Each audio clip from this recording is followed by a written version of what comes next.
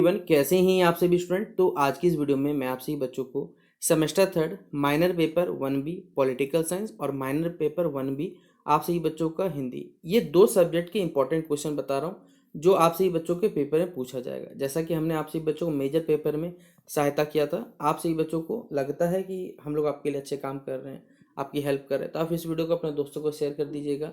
और इसके बाद जो आपका एमडीसी पेपर रहेगा, उस एमडीसी पेपर का आपको सारा का सारा वीडियो भी मिल जाएगा। आप कमेंट बॉक्स में बताइएगा कि कौन सा एमडीसी पेपर पढ़ना है।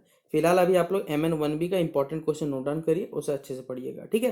तो चलिए वीडियो शुरू करते हैं। पसंद आए लाइक शेयर वो आपकी इच्छा करती है, ठीक है। देखिए क्या, जैसा कि सिलेबस बताते हैं हर बार, क्यों सिलेबस बताते हैं, कारण यही रहता है हमारे पास है कि आप लोग गलत चीज़ें ना पढ़े। सिलेबस थोड़ा सा मालूम रहेगा तो आप लोग फिर भी बच जाइए गलत चीज़ों से, ठीक है। तो यूनिट 1 में आपको ह्यूमन राइट्स के बारे में पढ़ना है। ह्यूमन राइट्स क्या होते हैं, इसके कोरिलेशन अदर राइट्स के साथ क्या होते हैं, इंस्टीट्यूशनलाइजेशन क्या होता है ह्यूमन राइट्स का, universal declaration of human rights क्या होता है, expanding horizons of human rights क्या होता है, ये पढ़ना पड़ेगा। यूनिट 2 में आइडियोलॉजी, हेजीमोनी और हेजीमोनी वर्चस्व हो गया, और ह्यूमन राइट्स, इन तीनों के बारे में पढ़ना है। पॉलिटिकल आइडियाज़ क्या होते हैं होमोजेनेशन के बारे में, and principle of human rights क्या होते हैं, रिलीजियस होमोजेनेशन क्या होता है, ह्यूमन राइट्स क्या होता है बताना है। यूनिट 3 में कॉन्फ्लिक्ट जोन्स हो गए, वायलेंस हो गया, and issue in human rights, ये पढ़ना है टॉपिक। यूनिट 4 में स्टेट एंड ह्यूमन राइट्स आपको पढ़ना है, जिसमें इशू ऑफ सर्विलेंस हो गया, सेंसरशिप हो गया, पब्लिक पुलिस कस्टडी हो गया, टॉर्चर एंड ह्यूमन राइट्स हो गया, ये पढ़ना है। यूनिट 5 में ह्यूमन जो राइट्स डिस्कस इन इंडिया होता है, यानी जेंडर, कास्ट एंड ट्रेचेबिलिटी के आधार पर इंडस्ट्रियलाइजेशन होता है, डिस्प्लेसमेंट होता है, और लैंड क्वेश्चन जो होते हैं वो पूछे जाएंगे। तो 5 यूनिट से मिलकर आपके सिलेबस को बनाया गया। अब इसी सिलेबस के हर यूनिट से देखिए, पहला सवाल ये 5 मार्क्स से पूछ दिया जाएगा, 15 मार्क्स से पूछा सकता है, ठीक है। तो मानव अधिकार क्या है, इसके प्रमुख जो लक्षण होते हैं उनकी व्याख्या करें। ह्यूमन राइट्स क्या है और इसके जो मेन फीचर्स है उसके बारे में बताइए। दूसरा, मानव अधिकार और मौलिक अधिकार के बीच में क्या संबंध है। मानव अधिकार ह्यूमन राइट्स और मौलिक अधिकार हमारे फंडामेंटल राइट्स, इन दोनों के बीच में क्या रिलेशनशिप है ये बताना है, और इसको एक्सप्लेनेशन करने बोला एक्सप्लेन। तो ये सवाल जो रहेगा वो 15 मार्क्स से पूछा सकता है, ये सवाल जो रहेगा 5 मार्क्स से पूछा सकता है। दूसरा, मानव अधिकार और जो नागरिक अधिकार है, मतलब सिविल राइट्स और जो ह्यूमन राइट्स है, उनमें से अंतर बताना है। लेकिन अगर आप मुझे पूछोगे भैया कौन सा प्रीफरेबल ज़्यादा आ सकता है, तो ये सवाल ज़्यादा आने का चांसेस है, इसमें थोड़ा कम चांसेस है, क्योंकि नागरिक अधिकारों को लगभग बहुत से कम छात्र छात्र जानते हैं, लेकिन लगभग मौलिक अधिकार सभी छात्र छात्र जानते हैं, ठीक है। दूसरा है ये, जैसे आपने universal declaration of human rights जो क्वेश्चन हमारे पास है, ये पूछा सकता है, जिसे UDHR भी कहा जाता है, और इसके जो प्रमुख प्रावधान है इसका वर्णन करने बोला गया है, ठीक है। फिर अगला है, ये क्वेश्चन को भी अगर आप, ये दो क्वेश्चन जो है ना, ये टॉपिक्स आप बेसिकली इसको तो छोड़ ही दीजिएगा, ये टॉपिक मेरे हिसाब से नहीं आने वाला, ठीक है। लेकिन ये वाला अच्छा है कि मानव अधिकार के जो इस संस्थानीकरण यानी इंस्टीट्यूशनलाइजेशन, इसका क्या अर्थ होता है, इसका क्या जो महत्व है, ये समझाने बोला गया है, ठीक है। फिर है यूनिट 2 में ideology, hegemony and human rights के बारे में। तो समरूपीकरण यानी होमोजेनेशन जिसे कहा जाता है, इसकी राजनीतिक विचारधारा और मानव अधिकार के बीच में जो संबंध होता है उसको करिए। आप इससे अच्छा ये क्वेश्चन करिएगा, वर्चस्व यानी हेजीमोनी की अवधारणा क्या है और यह मानव अधिकार को कैसे प्रभावित करती है, ये इंपॉर्टेंट है, ये सवाल इंपॉर्टेंट रख लीजिएगा। दूसरा हमारे पास है ये क्वेश्चन, ठीक है, धार्मिक समरूपीकरण, रिलीजियस होमोजेनेशन मानव अधिकार के लिए किस प्रकार चुनौती बन के उभरता है, या किस प्रकार की चुनौती है, ये बताना हो सकता है। तीसरा, विचारधारा यानी आइडियोलॉजी और जो मानव अधिकार के बीच जो संबंध है उसको स्थापित करने बोला गया।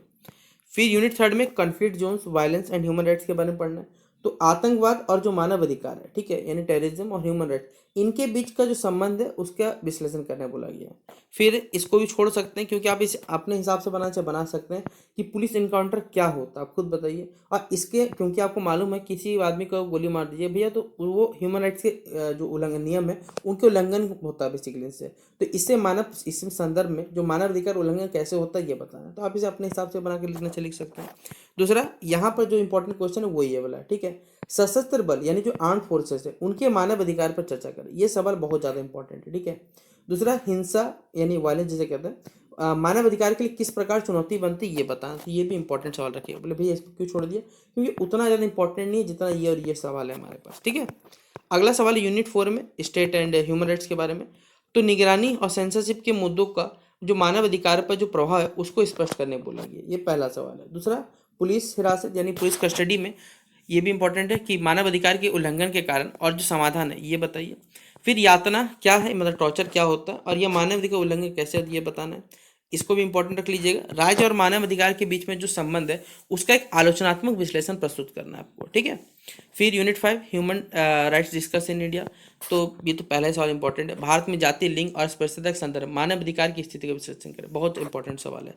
दूसरा आप ये भी लिख सकते हैं कि औद्योगिकरण और जो विस्थापन है, इंडस्ट्रियलाइजेशन और डिस्प्लेसमेंट कारण उत्पन्न जो मानव अधिकार की समस्या उत्पन्न होती है उस पर चर्चा करें। फिर भूमि से जुड़े जो प्रश्न होते हैं इसको आप छोड़ सकते हैं, कोई दिक्कत नहीं है। तो टोटल 22 सवाल मैंने आपको बताया, आपके सिलेबस के अकॉर्डिंग हर यूनिट से इंपॉर्टेंट क्वेश्चन। अब एक्स्ट्रा कुछ जो पूछा जाएगा, पहला right a note on untouchability, अस्पृश्यता पर आपको एक क्या सकते स्पष्ट कुछ यहाँ पर कुछ पंक्तियाँ लिखना है, ठीक है, इसके बारे में बताना है, एक टिप्पणी करना है। Right a note on gender equality, ये सब 5 मार्क्स में पूछा जाएगा। लिंग असमानता जो है, सॉरी इक्वलिटी जो समानता है उस पर एक टिप्पणी करने बोला गया है।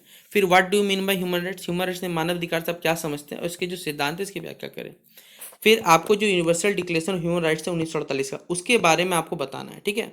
फिर analyse the reasons of communal conflicts, सांप्रदायिक संघर्ष के कारणों का आकलन करना है तथा मानव अधिकार की सहायता से जो भी सांप्रदायिक जो सद्भाव होते हैं वो कैसे स्थापित किया जाता है ये बताना है। And how communal harmony be establish with the help of human rights. फिर compare on contrast human rights in declaration, universal declaration and in Indian fundamental rights in the, देखिए वही सवाल को पूछा है, सार्वभौमिक घोषणा में मानव अधिकार और जो भारतीय संविधान में भारतीय मौलिक अधिकार है उनकी तुलना और अंतर बताइए। क्या वही क्वेश्चन है दोनों के बीच में, देखिए। तो मानव अधिकार के परिवर्तन में पुलिस के कार्यों का क्या करना है, हमारे पास जो मूल्यांकन है वो करके बताना है, ठीक है। फिर अगला सवाल है महिला सशक्तिकरण, ठीक है, इसके संचार में जो साधनों की भूमिका उसकी व्याख्या, explain the rules of means of communication in women empowerment, ये बताना है। तो ये कुछ एक्स्ट्रा क्वेश्चन है जो प्रीवियस ईयर क्वेश्चन पेपर में आए हुए हैं। तो मैंने आपको हर सिलेबस, आपके सिलेबस के अकॉर्डिंग इंपॉर्टेंट क्वेश्चन बता दिया, एक्स्ट्रा क्वेश्चन बता दिया। अब आपसे ये बच्चे कुछ मत करिए, आपके पास एआई है भाई, एआई से आप कुछ नहीं करो, ये क्वेश्चन पेपर को आप लिख दो वहाँ पर, इसको बोलो कि वहाँ पर आप मुझे इसका आंसर जो है वो डिटेल में बताइए, ठीक है। मिनिमम 1500 से 2000 वर्ड का पढ़ लीजिएगा, आपका खुद ब खुद वो आंसर दे देगा, आप अपने हिसाब से पढ़ के समझ के लिख लीजिएगा, काम हो जाएगा। तो अगर आपको लगता है कि हमने आपसे बच्चों के लिए यहाँ पर हेल्प कर रहे हैं तो आप इस वीडियो को अपने दोस्तों को बस शेयर कर दीजिएगा, ठीक है। आपको लाइक कमेंट नहीं करना, मत करिए, कोई दिक्कत, बस शेयर करिए। हमारा उद्देश्य यही है कि लोगों तक सही जानकारी और लोगों तक क्या करना, फ्री ऑफ कॉस्ट जो एजुकेशन है या फ्री एजुकेशन जो कहते हैं वो प्रोवाइड कराना है, ठीक है। इसीलिए आप लोग साथ बस शेयर करिएगा। दूसरा अब हम लोग आते हैं, देखिए माइनर पेपर 1B यानी हिंदी का हमारे पास है। जिन भी बच्चों का सेमेस्टर 3 में माइनर है उनको ये सिलेबस पढ़ना है, जिसमें यूनिट 1 में आप देख सकते हैं स्वाधीनता संग्राम और भारतीय नवजागरण माफ करिएगा, तथा उसका भारतीय साहित्य पर प्रभाव, ये एक क्रेडिट का है। फिर ये भारतीय साहित्य एवं राष्ट्रीयता, भारतीय हिंदू, जिनमें भारत हिंदू के बारे में पढ़ना है, माखनलाल चतुर्वेदी, सुभद्रा कुमारी चौहान के बारे में पढ़ना है। तीसरा यूनिट 3 में जो है महात्मा गांधी और महर्षि जो अरविंद है उनका भारतीय साहित्य पर प्रभाव पढ़ना है।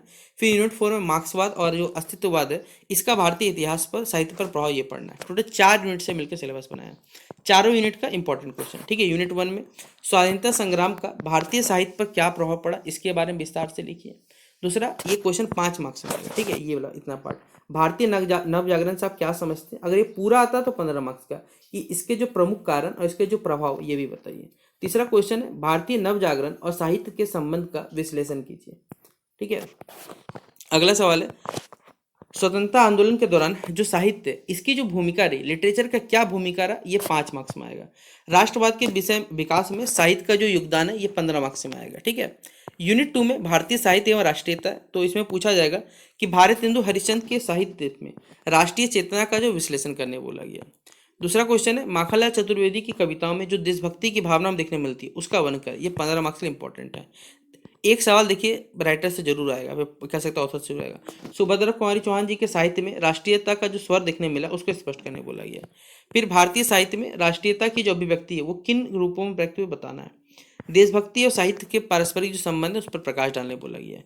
यूनिट 3 में महात्मा गांधी और महर्षि अरविंद का प्रभाव ये पूछा गया, तो महात्मा गांधी के विचारों का हमारे भारतीय साहित्य पर प्रभाव जो है वो स्पष्ट करिए। गांधीवाद और साहित्य के संबंध का विश्लेषण करें। महर्षि अरविंद के साहित्यिक जो विचार उनका मूल्यांकन करें। फिर है महात्मा गांधी और महर्षि अरविंद के विचारों की तुलना करते, इसको इंपॉर्टेंट करिएगा, तुलना करते हुए साहित्य पर उनके प्रभाव को स्पष्ट करें। यूनिट 4 मार्क्सवाद एवं अस्तित्ववाद, तो कार्ल मार्क्स के जो मार्क्सवाद सिद्धांत है उसका भारतीय साहित्य पर प्रभाव बताइए। फिर है मार्क्सवादी साहित्य की जो प्रमुख विशेषताएं उनका वर्णन करें। अगला क्वेश्चन है अस्तित्ववाद यानी ये क्या होता है और इसका भारतीय इतिहास साहित्य पर क्या प्रभाव पड़ा। मार्क्सवाद और अस्तित्ववाद की तुलना साहित्य के संदर्भ करिए। सामाजिक जो यथार्थवाद और मार्क्सवाद के संबंध को स्पष्ट करें और आधुनिक भारतीय साहित्य में अस्तित्ववादी विचारधारा की जो अभिव्यक्ति उस पर चर्चा करें। तो ये थे आपके हर यूनिट से इंपॉर्टेंट क्वेश्चन, जो टोटल 20 क्वेश्चन रहा।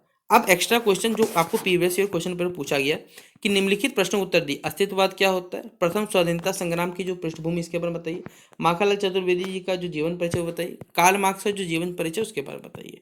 यहाँ पर ये सब ऊपर का जनरल सवाल था 5 मार्क्स का था, ये सब आपको 15 मार्क्स का है कि भारतीय नवजागरण के प्रमुख जो नायक है उनके कार्यों पर प्रकाश डालते हुए हमारे भारतीय साहित्य पर पड़ने वाले प्रभाव की समीक्षा करें।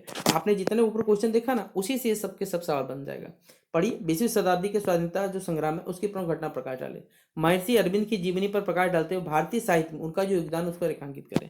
पढ़िए अगला, महात्मा गांधी के विचार का भारतीय साहित्य पर क्या प्रभाव पड़ा, इस तथ्य को उद्घाटित करना है आपको बोला गया है। फिर मार्क्सवाद क्या होता है ये बताना है। देखिए आगे क्वेश्चन, भारतीय साहित्य पर इसके प्रभाव की समीक्षा करें। फिर सुभद्रा कुमारी चौहान जी का जो साहित्यिक परिचय देते हुए उनकी जो राष्ट्रीय चेतना है इस पर प्रकाश डालने बोला गया है। तो ये था आपसे बच्चों का माइनर पेपर 1B हिंदी का भी important question plus syllabus plus आपको प्रीवियस ईयर क्वेश्चन का सारा इंपॉर्टेंट क्वेश्चन ये भी बता दिया। अब आपसे बच्चों को भी अगर लगता है कि हम लोग आपके लिए अच्छा काम कर रहे हैं, आप इस वीडियो को अपने दोस्तों से शेयर करिएगा। आप लोग वीडियो देख जरूर रहे हैं, इसलिए शायद लाइक करना भूल जाते होंगे, तो थोड़ा सा कष्ट करिए, क्योंकि ना वीडियो लाइक और शेयर करने ना चैनल को सब्सक्राइब करने में कोई चार्जेस लगने वाला है। बस आप लोग अपना प्यार दिखाइएगा तो हम लोग अच्छा लगेगा कि हम लोग मेहनत करते हैं, आप लोग सपोर्ट करते हैं, बस यही बात है। ठीक है, तो शेयर करिएगा इस वीडियो को। मिलते हैं नेक्स्ट वीडियो पे, तब तक के लिए जय हिंद जय भारत और बेस्ट विशेष आपसे बच्चों के एग्जाम्सन के लिए।